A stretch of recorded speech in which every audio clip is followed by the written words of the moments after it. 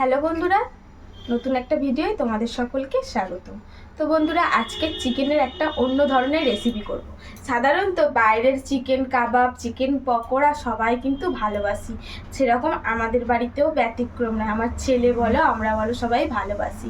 এবারে যেহেতু আমরা একটু হেলথ কনসিয়াস, এখন ডায়েটের মধ্যে আছি, তাই বাইরের কোনো জিনিস এখন খেতে পাচ্ছি না বা খাই না। আর এখন থেকে চিন্তা ভাবনা করেছি বাইরের কোনো জিনিস খাবো না, একটু অ্যাভয়েড করে চলবো। তার জন্য ঘরেতেই আজকে চিকেনের একটা অন্য ধরনের রেসিপি করব। একদম কাবাবও বলতে পারো, আবার যেমনই এইভাবে করলে বেশ ভালো লাগে, কিছুটা বাইরের খাবারের মতনও লাগে। তো চলো আজকে কেমনভাবে বানাবো তোমাদের সঙ্গে শেয়ার করি। তো এখানেই আছে চিকেন। তো চিকেনটা একদম বোনলেস নিয়েছি, একদম হাড় ছাড়া মাংস, আর এইভাবে ছোট ছোট করে কিউব করে কেটে নিয়েছি। তো এখন এর মধ্যে সমস্ত মশলাগুলো অ্যাড করব। তো প্রথমেই 1 চামচ আদা রসুন বাটা দিয়ে দিলাম। এটা হচ্ছে 1 চামচ বলছি, এটা 2 চামচের মতনই ধরো। তো এটা 2 চামচ আদা রসুন দিয়ে দিলাম, আর 1 চামচ দিয়ে দেব জিরে বাটা। তো আমি যেহেতু বাটা মশলাতেই খাই, তাই জিরে বাটা তোমরা চাইলে গুঁড়ো মশলাও দিতে পারো, গুঁড়ো জিরে। তো এখানে বেশ খানিকটা টক দই নিয়েছি। তো এখানে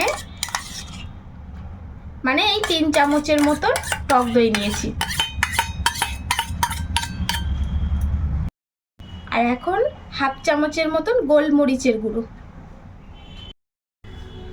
এখন দিয়ে দেব, এটা হচ্ছে সর্ষে গুঁড়ো। তো 1 চামচ মতন এখানে ভর্তি করে সর্ষে গুঁড়ো দিয়ে দিলাম। এখন দিয়ে দেব 1 চামচ কাশ্মীরি লঙ্কার গুঁড়ো। তো এটাতে কালারও এসে যাবে। আর এখন দিয়ে দেব পরিমাণ মতন লবণ, মানে যতটা প্রয়োজন আন্দাজ অনুযায়ী লবণ। তো এখন এইগুলোকে সব একসঙ্গে বেশ ভালো করে মেখে নেব।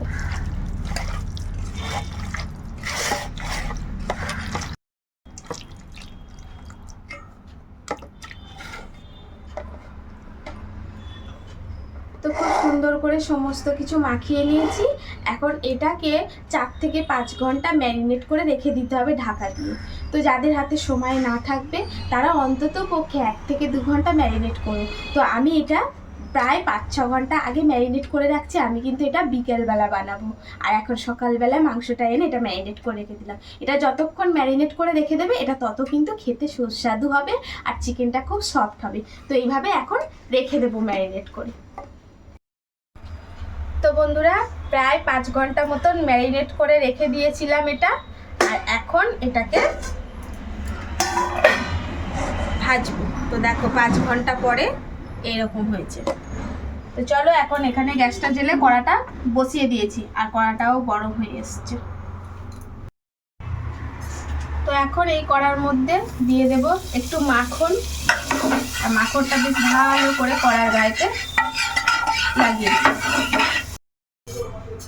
আর এখন এইবারে এই মাংসগুলো আস্তে আস্তে করে এই যে তাওয়ার মধ্যে দিয়ে দিতে হবে। আর গ্যাসের আঁচটা কিন্তু বন্ধুরা একদম আস্তে রেখে দেবে, না হলে পুড়ে যাবে আর ভিতরটাও কিন্তু সিদ্ধ হবে না। তো এই মুহূর্তে এখন সব কিছু এইভাবে আস্তে আস্তে করে কড়ার মধ্যে দিয়ে দেবো। তো দেখো বন্ধুরা, সমস্ত মাংসগুলো কিন্তু আমি এর মধ্যে বেশ ভালো করে একদম পাতলা পাতলা করে বিছিয়ে দিয়েছি। আমার একবারেতেই হয়ে গেছে। তো এখন এইটাকে এইভাবে ধিমে আঁচে এটাকে ভাজবো। আর কিন্তু হাতে এটাকে একটু চাপা দিয়ে দিয়ে ভাজবো, তাহলে কিন্তু চট করে সিদ্ধ হয়ে যাবে। এখন এটা এদিকটায় 3 মিনিটের মতন ভাজবো। তো এক সাইডটা আমি প্রায় 3 থেকে 4 মিনিট মতন ভেজে নিয়েছি। এখন এইগুলো সমস্ত কিছু আবার উল্টে দেব। এই যে দেখো পিছনটা কি সুন্দর কালার হয়েছে। এখন সবগুলো আবারও উল্টে দেব।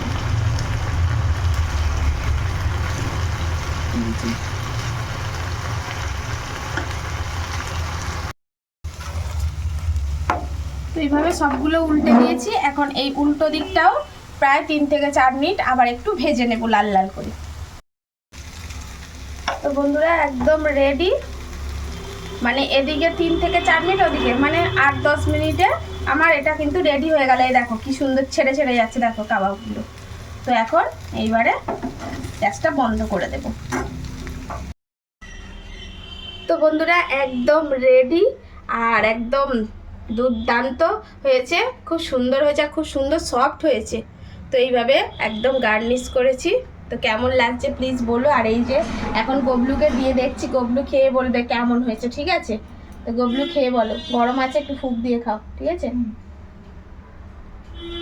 হেভি কিন্তু লাগছে দেখতে। ও খেয়ে বলো।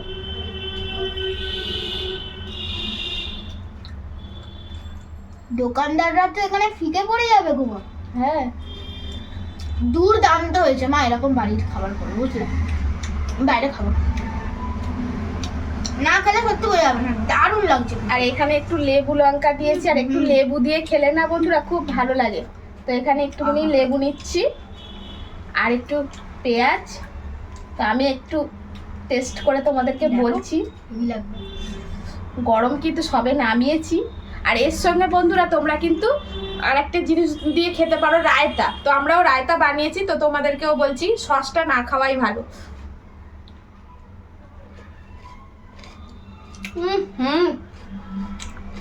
দুর্দান্ত। এইটা হচ্ছে যতক্ষণ তোমরা ম্যারিনেটটা করে রাখবে তাহলেই কিন্তু এটার স্বাদটা সেইভাবে হবে। তো বন্ধুরা বাড়িতে করে খেয়ে দেখো, আর বিশেষ করে বাচ্চাদের এরকম হেলদিভাবে ঘরেতেই বানিয়ে দিও, ওরা খুব মজা পাবে। তো কেমন হলো প্লিজ কমেন্টের মাধ্যমে জানিও। ভালো লাগলে লাভ লাইক শেয়ার করো। ফেসবুক থেকে যারা দেখছো তারা প্লিজ ফলো করো। ইউটিউব থেকে যারা দেখছো তারা সাবস্ক্রাইব করে আমার পাশে থেকো। তো এখনকার মতন আছি, টাটা বাই বাই, ভালো থেকো সুস্থ থেকো, দেখা হচ্ছে নতুন কোনো ভিডিওতে। টাটা।